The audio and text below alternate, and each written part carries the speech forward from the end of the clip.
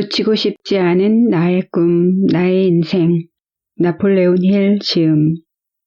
소망, 모든 성공의 출발점. 꿈을 꾸기만 해서는 안 된다. 타오르는 소망을 가져야 한다. 무엇을 원하는가? 그것을 결정하는 일이 인생의 첫걸음이다. 강력한 소망은 반드시 실현된다. 에드윈 번스가 화물열차를 타고 뉴저지주의 이스트 오렌지에 도착했을 때 그의 행색은 불황자처럼 초라했다. 그러나 마음만은 누구에게도 뒤지지 않을 만큼 자신감으로 가득했다.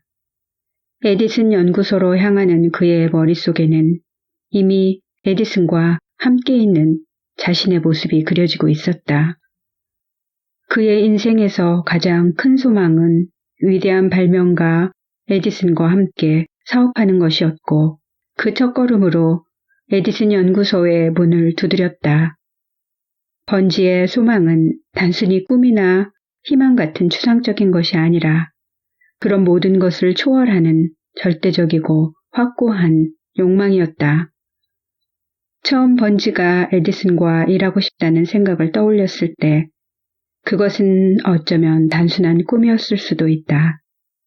하지만 그것을 계속해서 되뇌고 마음에 품은 채 에디슨 앞에 섰을 때 그것은 더는 꿈이 아니었다. 그로부터 몇 년 지나지 않아 번지는 어엿한 공동 경영자로서 에디슨 옆에 섰다. 그의 인생을 건 소망이 실현된 것이다. 그는 모든 정력, 능력, 노력, 그리고 그 밖의 모든 것을 이 절대적인 소망에 쏟아부어 대성공을 거두었다. 에디슨 연구소에서의 처음 5년 동안은 별다른 일 없이 지나갔다. 누가 보아도 번지는 큰 회사를 이루는 작은 톱니바퀴 중 하나에 불과했다. 그러나 번지 자신은 처음 에디슨을 만났을 때부터 그와 동업하겠다는 생각을 잠시도 잊은 적이 없었다. 번지는 공동 경영자가 되기 위해 철저한 계획을 세우고 있었다. 그 계획에는 퇴각을 위한 어떤 길도 마련하지 않았다. 이스트 오렌지에 처음 찾아왔을 때부터 그는 에디슨에게 일자리를 얻겠다는 소극적인 생각은 추워도 없었다. 그는 에디슨과 동업을 하기 위해 이스트 오렌지에 왔다고 몇 번이고 거듭 마음을 다졌다. 그래서 에디슨 연구소에서 소망이 무너졌을 때를 대비하여 따로 차선책을 마련해두자는 생각 따위는 조금도 하지 않았다. 단지 이 세상에서 성취하고 싶은 일은 단 한 가지며 그것만을 위해서 인생의 모든 것을 걸겠다고 단단히 결의했다. 번지는 에디슨과 동업자가 되어 사업을 하는 것이 내가 이 세상에서 반드시 해내고자 하는 유일한 것이다. 나는 그것을 위해 다른 곳으로 돌아갈 수 있는 모든 다리를 불태우고 나의 모든 미래를 걸어 성공을 얻어낼 것이다. 라고 생각했다. 그러고는 끝내 자신이 그리던 미래를 손에 넣었다. 번지는 후퇴란 불가능하며 승리가 없으면 오직 패배뿐이다 라는 엄격한 양자택일의 길을 스스로 만들어낸 것이다. 이것이 바로 에드윈 번지의 성공 철학이었다. 옛날 어느 위대한 장군이 전쟁터에서 중대한 결단을 내려야 할 시점에 몰렸다. 장군과 그의 1000명 남짓한 병사들이 1만 명이 넘는 용병이 기다리는 적진 한가운데로 쳐들어가야만 하는 백척간도에 서 있었기 때문이다. 고심하던 장군은 먼저 병사들을 각 선박에 나누어 태운 뒤 가만히 적국으로 숨어 들어가서는 군사와 무기, 탄약을 모두 배에서 하선시켰다. 그러고는 병사들에게 모든 배를 불살라 버리라고 명령했다. 장군은 붉게 타오르는 배들을 가리키며 말했다.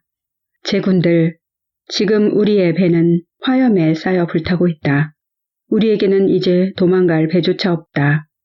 그러므로 싸워서 이기는 것 외에는 살아서 돌아갈 길이 없다. 우리에게는 승리가 아니면 전멸이 있을 뿐이다. 놀랍게도 그들은 이 싸움에서 승리했다. 어떤 일이건 승리를 얻기 위해서 스스로 자기의 배를 불태워 퇴각을 위한 모든 수단을 끊는 결단력이 필요하다. 이것이 성공 철학의 제1단계인 불타오르는 소망의 위력이다. 불에 관한 이야기를 하나 더 소개하겠다. 아주 오래전에 시카고에서 큰 화재가 발생한 적이 있었다. 상인들은 길 모퉁이에 모여 어젯밤까지 자기들의 가게가 있었던 불탄 자리를 물끄러미 바라보고 있었다. 그들은 이곳에 다시 가게를 짓느냐 아니면 좀 더 장래성이 있는 다른 곳으로 옮겨가느냐를 의논하고 있었다. 결국 단 한 사람을 제외하고는 전원이 시카고를 떠나기로 결정했다. 시카고에 머물며 가게를 재건하기로 한 그 사람은 불탄 자리를 가리키며 이렇게 말했다. 여러분, 앞으로 몇 번이고 불에 타 없어진다고 해도 나는 반드시 이 자리에 세계 최고의 가게를 재건할 것입니다. 이렇게 하여 그때 세워진 건물은 오랜 시간이 흐른 지금도 불타오르는 소망을 상징하는 기념탑으로서 웅장하게 서 있다. 불탄 자리에 남았던 단 한 사람, 마셜 필드도 다른 사람들과 마찬가지로 전망이 없어 보이는 그 땅을 버리는 일이 더 쉬웠을 것이다. 그러나 왜 그는 그러지 않았을까? 여기서 마셜 필드와 다른 상인들과의 차이점을 주의 깊게 살펴볼 필요가 있다. 그 차이야말로 한 사람을 성공으로 이끌어가느냐 아니면 실패로 끝나게 하느냐 하는 핵심이다. 가령 당신이 많은 부를 쌓고 싶다면 단지 갖고 싶다고 생각하는 것만으로는 돈이 손에 들어오지 않는다.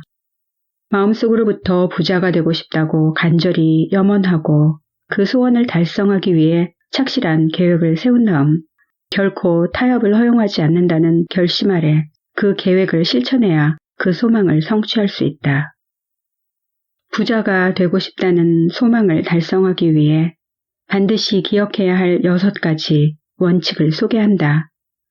첫째, 당신이 바라는 돈의 금액을 명확히 한다.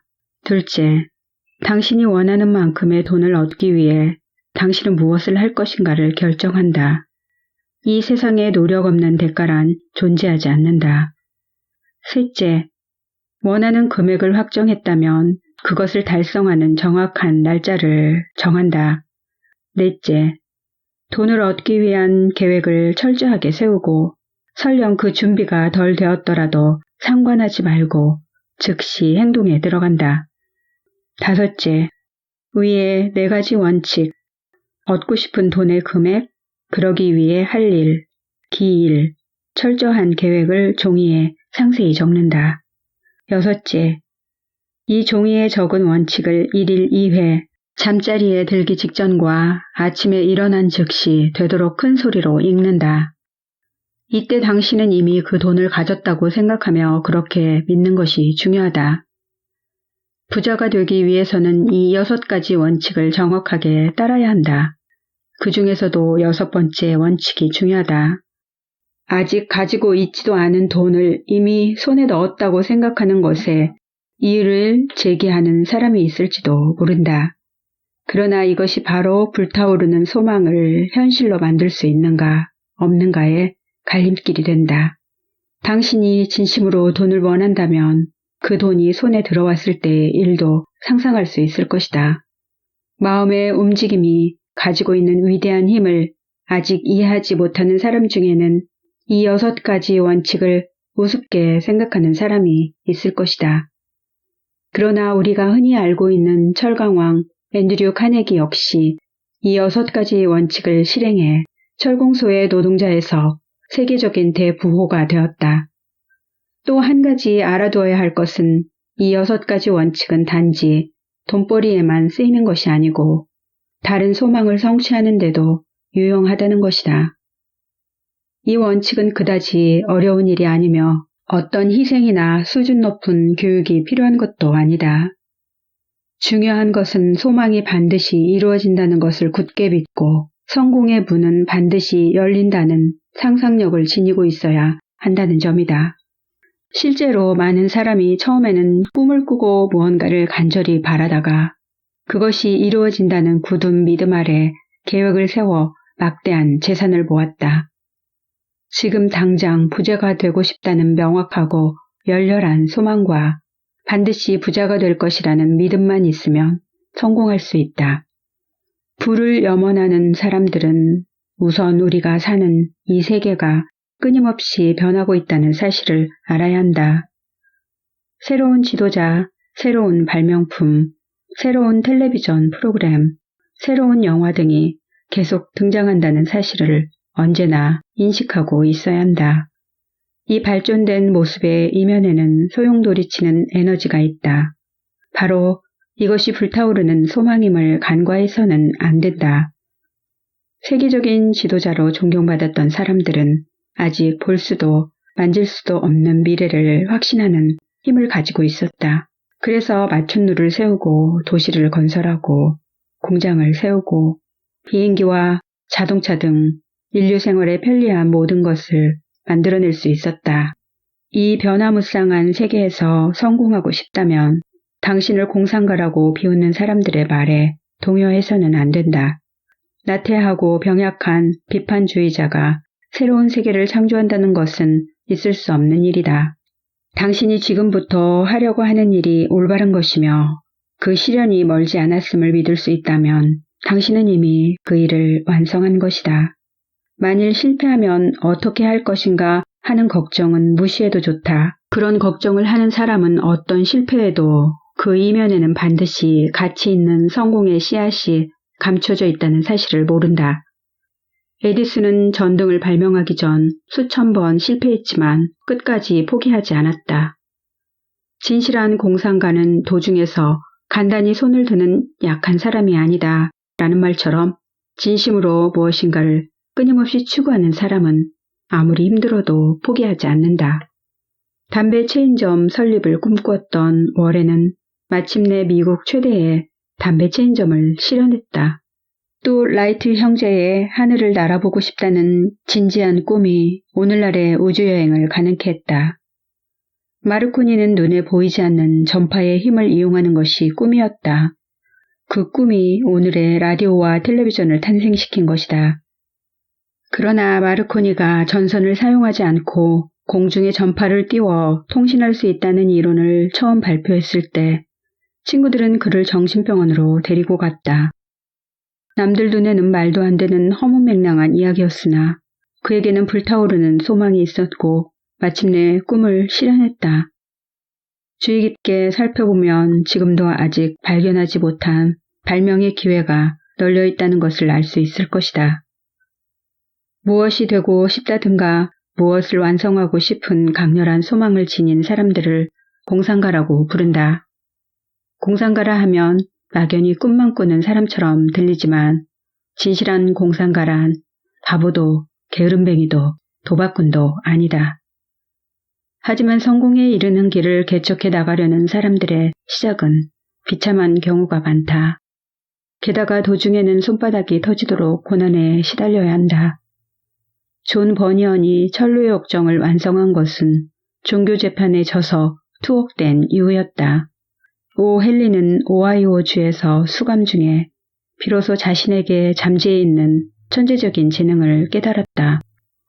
그리하여 비참한 범죄자로 일생을 끝내지 않고 위대한 작가로서 또 하나의 생애를 견고하게 구축해냈다. 찰스 디킨스는 물건에 상표를 붙이는 평범한 기능공이었으나 쓰라린 시련을 경험하고 난 후 세계적인 작가가 되었다. 헬렌 켈러는 어렸을 때 큰 병을 앓아 시각, 청각, 언어장애라는 삼중고를 겪어야 했다.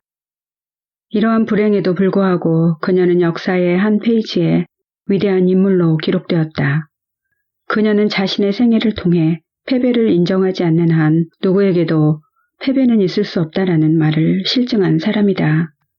로버트 번즈는 벽지에 사는 가난맹이에다가 알코올 중독자였으나 순결무구한 마음을 담은 아름다운 시로 많은 사람의 공감을 얻었다.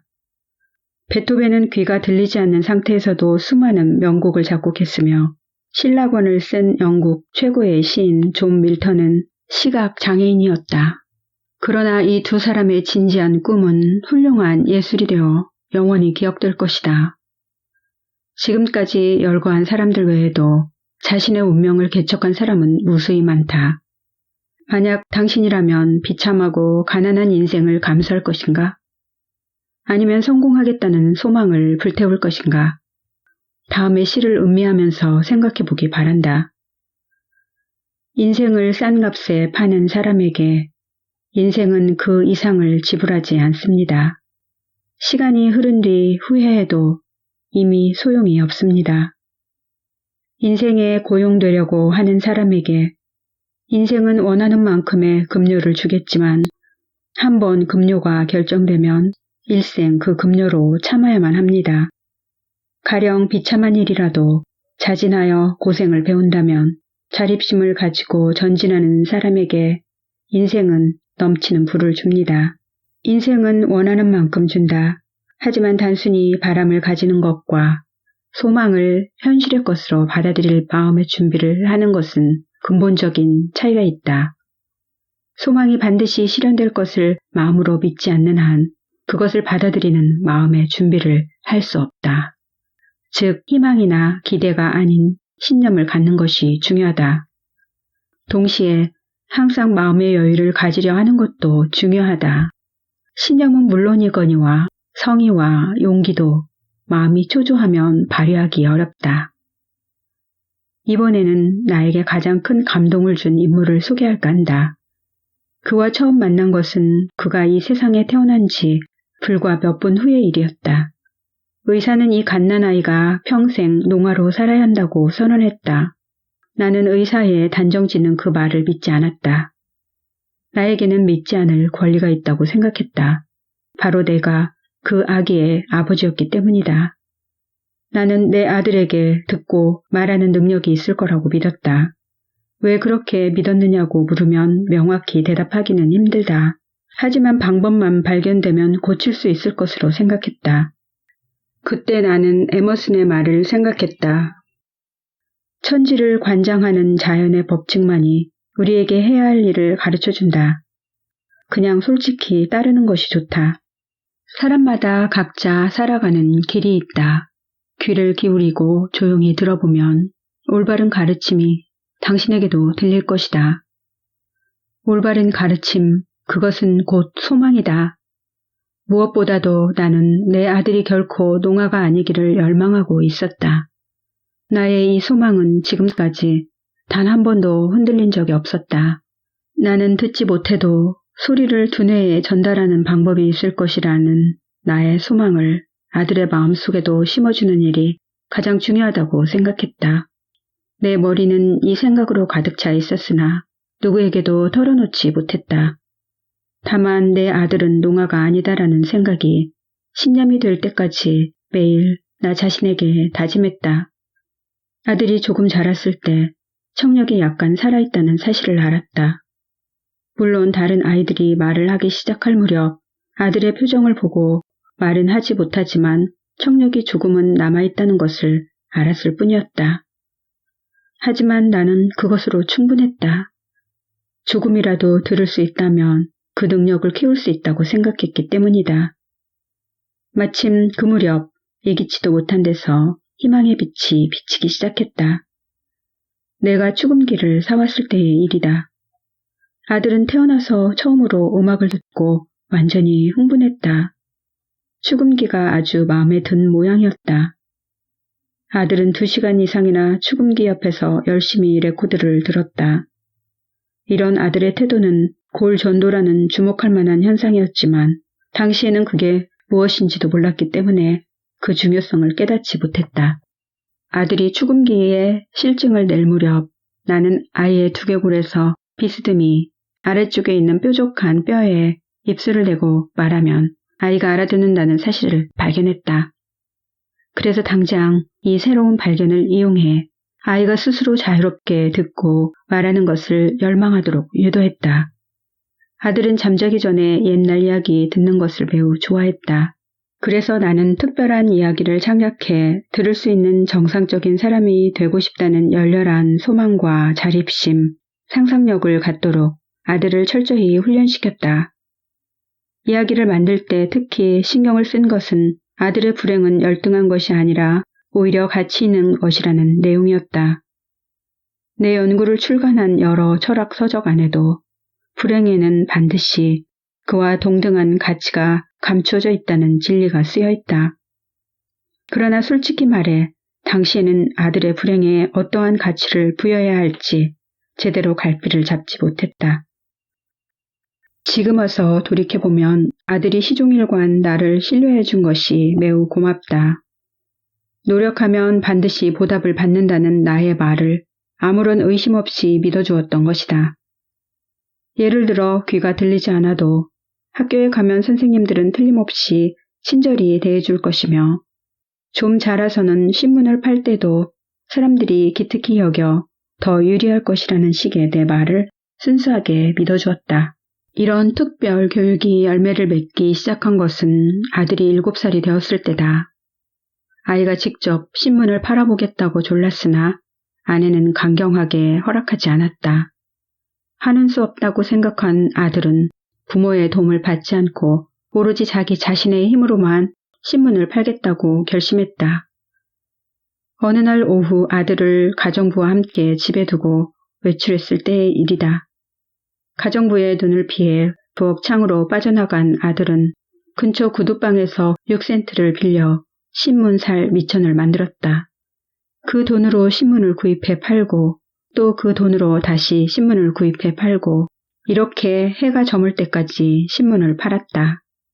마지막에 이익을 결산해 구두방에서 빌린 돈을 갚고 보니 순이익 42센트가 아이의 작은 손에 남았다. 그날 밤 우리 부부가 집에 돌아왔을 때 아들은 그 돈을 손에 꼭 쥔 채 피곤함에 지쳐 곤히 잠들어 있었다. 아내는 아들의 손에 쥐어있는 동전을 꺼내보더니 울음을 터뜨렸다. 그러나 나는 반대로 기쁨에 복받쳐 큰 소리로 환호성을 지르고 말았다. 아들의 마음속에 신념을 심어주려고 했던 노력이 드디어 성공을 거두었다는 것을 이 42센트가 증명해 준 것이다. 아내는 목숨을 걸고 돈을 벌어온 청각장애인 아들의 손을 부여잡고 하염없이 눈물을 흘렸다. 나는 자신의 의지로 거리에 나가 신문을 팔고 온 내 아들에게서 자립심을 갖춘 용감한 어린 실업가를 보았다. 나는 너무나 기뻤다. 오늘의 일이 평생 아이를 용기 있는 사나이로 만들어줄 것이라는 믿음 때문이었다. 청각장애인 소년인 아들은 선생님이 큰 소리로 이야기하지 않으면 전혀 알아듣지 못했지만 대학까지 진학했다. 수화 배우는 것을 원치 않는 아내와 나의 뜻에 따라 아들은 특수학교에 다니지 않았고 일반 학교를 졸업해 대학에 들어간 것이다. 이 일로 학교 사무국과 심한 논쟁이 있었으나 아들이 정상적인 인간으로서 정상적인 학창시절을 보내야 한다는 우리의 신념은 변함이 없었다. 고등학교에 다닐 때는 전기 보청기를 시험해보기도 했으나 아무런 도움이 되지 못했다.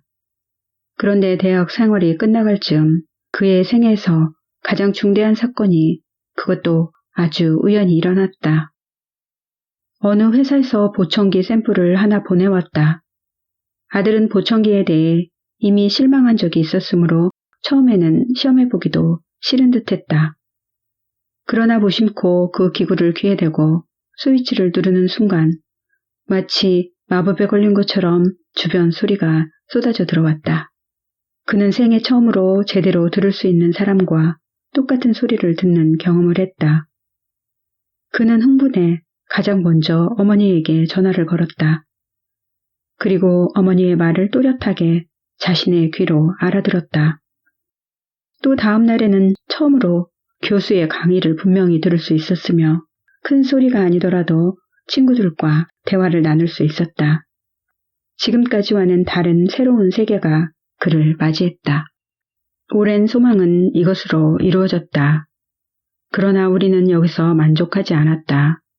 진정한 승리, 즉 자신의 불행을 가치 있는 것으로 전환하기 위해 새로운 노력을 기울였다. 새로운 소리의 세계에 황홀감을 느낀 아들은 보청기 회사에 편지를 써서 그의 훌륭한 체험을 상세히 보고했고 얼마 후 그 회사의 초대로 뉴욕에 가게 되었다. 아들은 공장 안내를 받으면서 자신의 경험을 통해 느낀 보청기의 개선점이나 아이디어에 대해 기술주임과 대화를 하다가 돌연 머릿속에 불행을 행운으로 전환하고 그 이상의 가치를 창조하는 방법을 떠올렸다. 그때 아들이 생각한 것은 자신의 경험을 살려 청각 장애인으로 일생을 보내야 하는 수많은 사람에게 도움을 주고 싶다는 것이었다. 그 후 한 달가량 보청기에 관해 재검토하는 한편 실태 조사를 했다. 그리고 한 사람이라도 더 많은 사람에게 이 새로운 소리가 있는 세계를 알리고 싶다는 소망을 실현하기 위하여 우선 전 세계의 난청자들을 만나봐야 한다고 생각했다. 그래서 2년간의 행동 계획을 세워 회사에 제출했는데 당장 받아들여졌을 뿐 아니라 그 회사에서 직책도 받았다. 만일 그가 불행한 사람들에게 기쁨과 희망을 주고 싶다고 생각하지 않았더라면 이 불행한 사람들은 언제까지나 구원받지 못했을 것이다.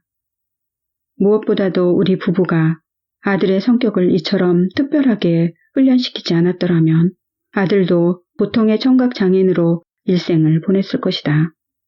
듣고 말하는 능력을 얻고 싶다는 소망과 신념을 아들의 마음속에 싹트게 하여 비장애인으로서의 생활을 동경하도록 교육한 것이 어느 사이인가 그를 정적의 세계에서 구출한 것이다. 이렇듯 강렬한 소망이야말로 불가능을 가능케 하는 힘이다.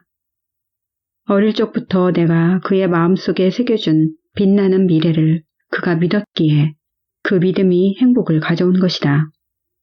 다음에 소개하는 두 편의 일화는 소망이 갖는 위대한 힘에 관해 이야기하고 있다. 첫 번째 이야기는 19세기 후반부터 20세기 초반까지 활동한 최고의 바그너 소프라노 마담 슈만 하인크의 이야기다. 신출내기 시절 슈만 하인크는 오디션을 받으려고 비엔나 황실 오페라단의 연출가를 찾아갔다. 그러나 그 연출가는 오디션조차 보지 못하게 했다. 그는 초라한 옷차림에 주눅이 들어 어쩔 줄 몰라 하는 소녀를 보고 이렇게 말했다.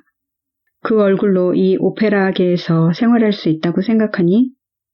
그런 거창한 망상은 집어치우고 재봉틀이라도 한 대 사서 일을 해라. 너는 절대로 가수가 될 수 없으니까. 이 연출가는 음악에 대한 지식은 풍부했는지 모르지만 간절하고 열렬한 소망을 지닌 사람이 어떤 일을 해낼 수 있는지에 대해서는 전혀 무지했다. 만일 그에게 그것에 대한 지식이 조금이라도 있었더라면 그때 단 한 번의 테스트도 하지 않고 그녀를 쫓아내는 잘못을 저지르지는 않았을 것이다. 비엔나 황실 오페라단에서 거절당한 슈만 하인크는 결국 진정으로 원하는 것은 반드시 이루어진다는 신념 하나로 유명한 인류 가수가 되었다. 이번에는 내가 잘 아는 사람의 이야기다. 수년 전 함께 일하던 동료가 병으로 쓰러진 일이 있었다. 그의 상태는 날로 악화되어 수술을 받게 되었는데 의사는 문병 온 나에게 마음의 준비를 해두세요. 너무 늦었습니다. 라고 유감의 말을 전했다. 그러나 동료는 수술실로 들어가기 전 나를 바라보고 이렇게 말했다. 사장님, 염려하지 마세요. 곧 돌아올 테니까요. 담당 간호사는 그를 불쌍하다는 듯이 바라보았다. 의사와 간호사는 그의 죽음을 생각하고 있었으나 환자 자신은 그런 생각을 조금도 하지 않았다. 그는 모두가 부정적인 의견을 말하는 중에도 자신은 완치하리라고 믿었다. 그리고 정말 약속한 대로 그는 원기를 회복하고 돌아왔다. 나중에 의사는 이렇게 말했다. 생명에 대한 불타오르는 소망이 그를 구했습니다. 만약 조금이라도 죽음을 받아들였다면 살아나지 못했을 것입니다. 이렇듯 꿋꿋한 신념 위에 자리 잡은 소망의 힘은 사람을 죽음의 심연에서 끌어내기도 하고 수백 번 실패했을 때도 회복할 힘을 준다. 또한 평생 소리를 듣지 못하고 살 수도 있었던 내 아들에게 아름다운 소리를 듣게 해주었다. 그렇다면 어떻게 해야 이 타오르는 소망을 자신의 것으로 만들어 사용할 수 있을까? 그것은 다음 단계에서 밝혀질 것이다. 간절하고 열렬한 소망을 가져라. 불타오르는 소망이 진가를 발휘할 때 승리는 이미 당신의 것이다. 패배를 생각할 필요는 없다. 소망은 일시적인 패배에서 당신을 재정비시키고 당신에게 승리를 가져오는 힘이다. 진정으로 원하는 마음을 갖고 노력한다면 불가능을 가능으로 바꾸는 것도 어렵지 않다. 자기 자신이 인정하지 않는 한 이 세상에 불가능이란 없다.